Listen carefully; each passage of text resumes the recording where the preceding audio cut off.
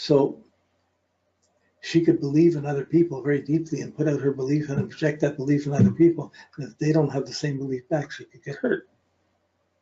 But still, even if she gets hurt, she has to come back and still believe in herself and what she does. So the more she believes in her knowledge and her understanding, the more powerful and stronger and graceful she is.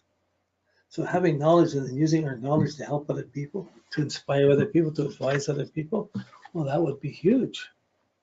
There's a need for dedication in the third house of knowledge, but there's a need to fight some of the confusions and perhaps prejudices or beliefs of brothers and sisters and uncles and aunts that believe differently. To them, she might see a little bit more evasive, but really, it's a very mystical, it adds a really mystical element to this chart, which is more rational than mystical. But it adds a whole other current of mystical things within this. That ties into the Jupiter. So being part of a mystical group, being part of a temple, being around people, that's important. That social connections are where the openings come up. Friends know something, they invite you somewhere to, like all these things open up. So to be in right environments and to move away from corrupt or confusing or dishonest environments becomes very important. She would be super sensitive to any environment where people are not honest or not fair or not supportive. And she'd want to get away from them, but at the same time, how does she believe in herself enough to do it? But she has great visions and great ideas. So what would be the lesson? False modesty is an obstacle on the spiritual path. If she's putting herself down and not believing in herself when it's better than other people, she's selling out. She should be going on her belief and living on it, even if other people aren't supporting it. In fact, not supporting it is almost confirming that she has to work harder to get it. But in terms of the Mercury and Pisces and being able to write and have the imaginative mind, and here the Neptune in the third house in Sag has an enthusiastic but mystical mind too. Boy, it'd be easy to put movies together, put stories together for this person to write in that way. Or to even just to know numerous languages and be able to work with them. But all of these things that she believes in, Neptune opposes them in, and they're not likely going to, they're not going to be seemingly the most practical things. They are for her, not necessarily for the people around her, or not necessarily for what other family might expect of her.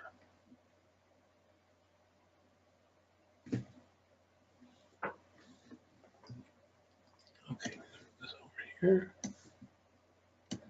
Over to the ascendant.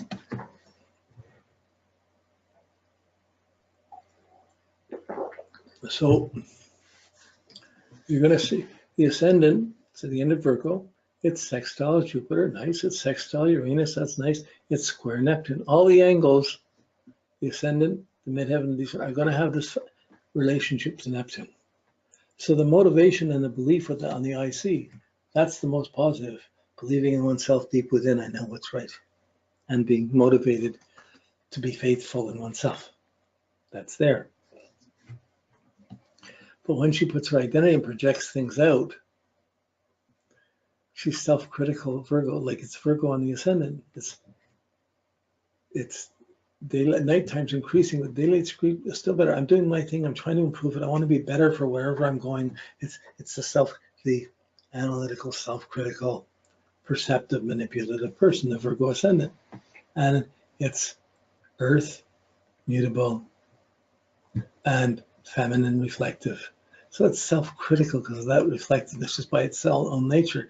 Meticulous, detailed, with a knowledgeable person. If someone wants to know specific details, he's going to want to know every aspect, every little thing about astrology.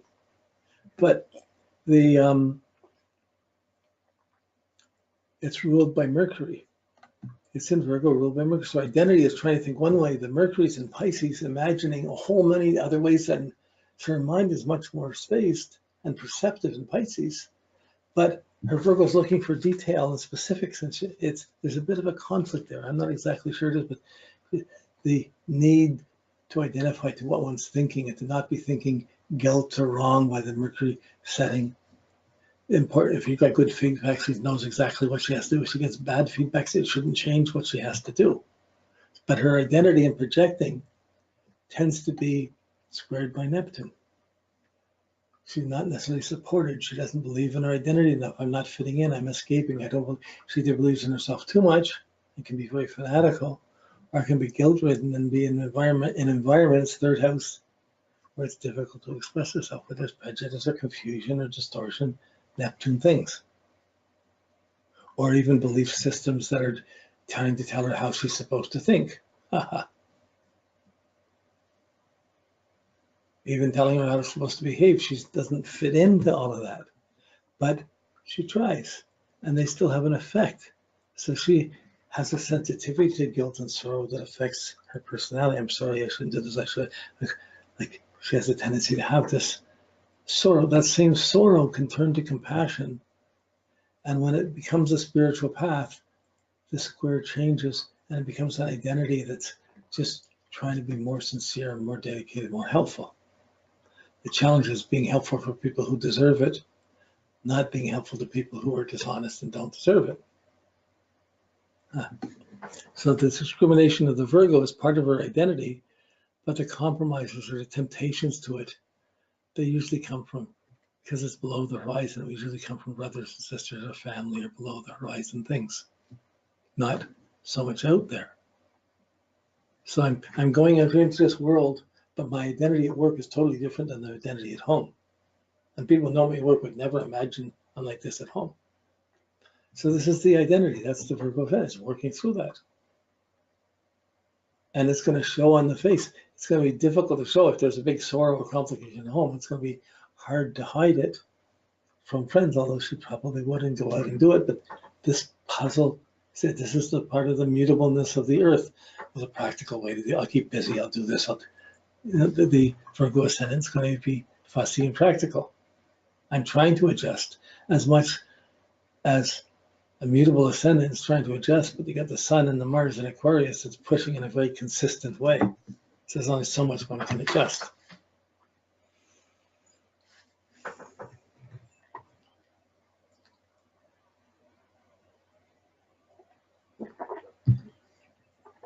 Now, the sextile to Uranus, excitement, not a problem. Understanding, they identify to the groups or the team, the Jupiter up in the 11th, not a problem. It's just any innuendo, any deception, any gossip, any deception, any self-righteous preaching or people telling, guilt-ridding people, these would really bother her image. She's going to try and be really good to not, and really right so that she can't be accused or blamed of things. And her friends will get the best of it and will have that. But at home, all of these people, it would be hard to take advice from people at home with the Neptune in the third house, from brothers and sisters and stuff. You'd have to learn to think for yourself. Okay. Just see here. Okay, so the motivation to understand and having to believe in oneself, then projecting it out, and having one's belief and then running across other people's disbelief, it's part of the puzzle. It's just part of the way that it's unique to talk about it, but it would be normal for her. And as soon as you know, every time you know a little bit of someone starts feeling, oh, this is how this works, or this is how this works. I can't define it. I'm just becoming sensitive to this puzzle. So she's enigmatic. She could be very projective or very evasive. What's real? So the Aquarius wants to know the exact truth and push the exact truth. The Ascendant, well, this is this, this is this, it could be this, could be that, is a bit more wavering.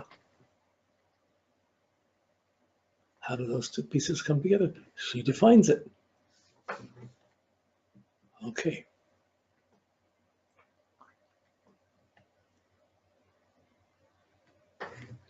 Now, okay, let's move this over. Now we'll look at the midheaven.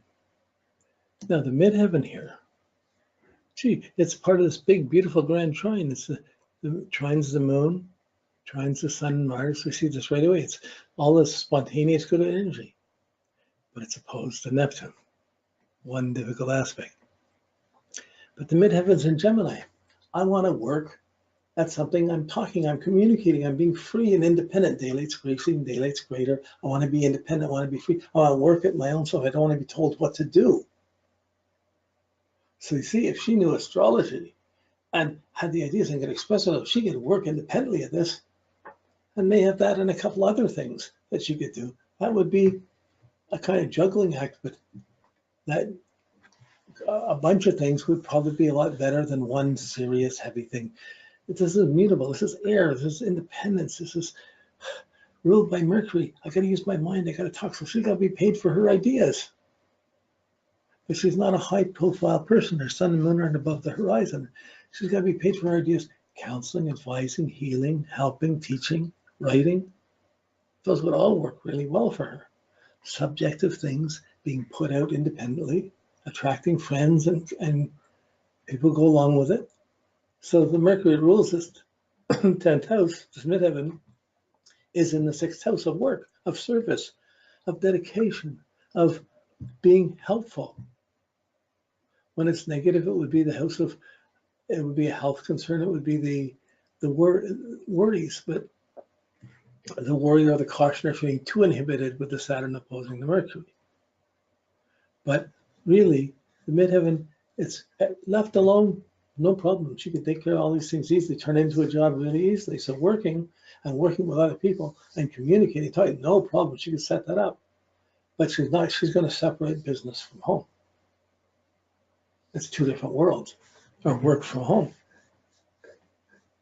And the more she gets at work, the better things work for her. The more she's held back, the more complicated things get. So sooner or later, this, as a young woman, this is harder. As she gets older, she begins to know her life better. But she won't have the confidence, going to square the sun, she won't have the confidence to do her own thing until she has the knowledge that other people appreciate. And she'd be certain once she finds that and she starts working with it. So she decided to learn to become the astrologer. You could see, wow, being the astrologer, you get career, it would come very spontaneously. Some people still might believe her, might shame her, whatever, but she would be very efficient and effective. But she wouldn't want to, I don't think she would want to do the readings from home or work from home. She would want to have a place to go out of to go do things. But first she has to learn it all correctly. Once she's knowledgeable, she knows it, nothing would stop it. This would work really. Putting things out to career is easy for her. Keeping things at home is more difficult.